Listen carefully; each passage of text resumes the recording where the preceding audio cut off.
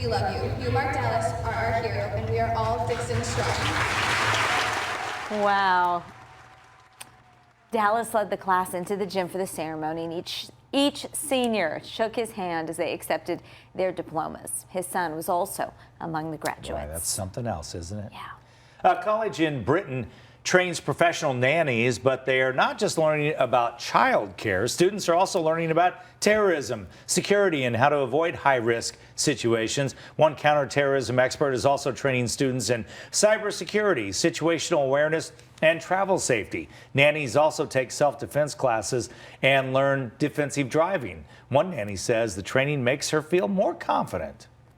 You sort of feel like you're prepared for most situations, or situations that you wouldn't even think about. And during last year's Westminster Bridge attack, one of the nannies was actually working nearby. She stayed calm, kept the children safe, and checked in with their parents. One person is dead, another recovering after they were attacked by a mountain lion. This in Washington State. The victims were mountain biking when they noticed the panther chasing after them. Officials say the men stopped and did what they were supposed to do, try to scare the predator away. One of the victims swung their bike toward the animal as it approached, and that caused it to run off into the woods. The animal returned moments later, pounced on one of the bikers, then attacked the other, who got back on his bike and rode about 2 miles until he could get a cell phone signal to dial 911. Rescuers cornered that mountain lion hours later. They first spotted it standing by the victim's body. The fact that it stayed in close proximity to these folks and attacked and stayed with them is highly, highly unusual. The last deadly attack in Washington was in 1924 when a 13-year-old boy was killed. A Valley family is homeless after a fire. The family tried to put out the flames inside their mobile home near 31st Avenue in Thomas, but the smoke filled up too fast and they were forced out of there. The family did get out safely. The Red Cross is helping the parents and their 4 kids try to find a new place now. Biologists at the Phoenix Zoo are working to remove turtles from the big entrance pond under the bridge. And the reason, well, those turtles shouldn't even be there. This was very surprising to me to hear. They've set turtle traps over the weekend to catch the animals because biologists are keeping tabs on the turtle population in that pond, keeping it under control by removing all the females.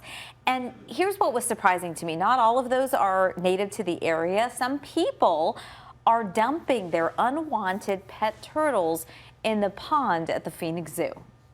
That's illegal, but the reason we remove them is because they are a danger to our native turtle species. So crossbreeding is a problem too. The non-native turtles will end up being adopted out after they're caught. Trending this morning, everyone seems to have a royal wedding hangover. Everyone was talking about the event through the weekend as Prince Harry and Meghan Markle made it official with just, millions of people watching. Gina standing by with a look. Hey, good morning. And yes, it is still all the buzz on social media. I know we looked at these pictures last hour, but I had to share again because Kensington Palace just released the official family photos. And let me try to make this as big as I can so Bobby can come in here and see. And you can see it is the immediate family there and then all the kids that were part of the wedding party. And Bobby, let's move everything up here so we can show everybody this one too. Okay, Olivia, you really got to look at this. Every single kid is smiling. How did we get a photo with every single kid smiling? I'm not sure, but that is impressive. And then the official wedding photo. This is just such a gorgeous picture of these two here. Of course, the Duke and Duchess of Sussex. So let me show you a couple of different other things here that I thought were really interesting. Westminster Abbey saying the Duchess of Sussex has sent her bouquet that she carried during the royal wedding to Westminster Abbey to rest on the grave of the unknown warrior.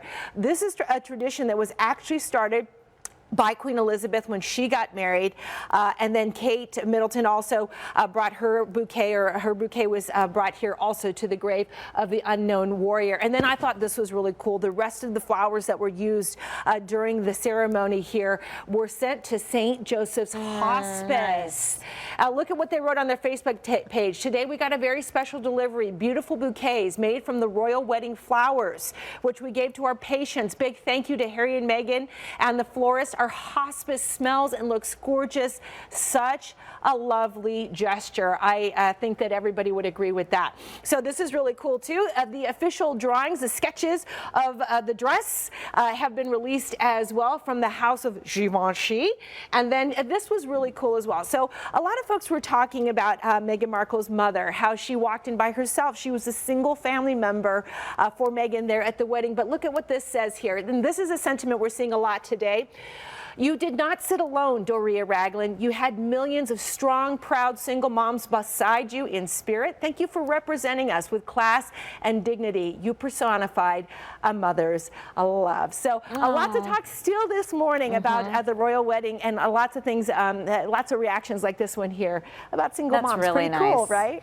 And you know, the cutaways when you'd see just the look in her eyes, and you know, she was just kind of misty, and there's such a resemblance between she and her daughter, and it was a very moving to me to see her there. Yeah, agreed. And you know, you definitely see the resemblance. You can see where Meghan got her beauty for sure. And everybody's talking about her dress. I thought what he wore was pretty cool too. Yeah, Definitely. Good point. Like, you know what, real quick, let me show you this one. This is also too where they were off to the, I can't help because Olivia and I were talking about it so much this morning. This is the dress she wore to the reception. Gorgeous, this right? one was a knockout.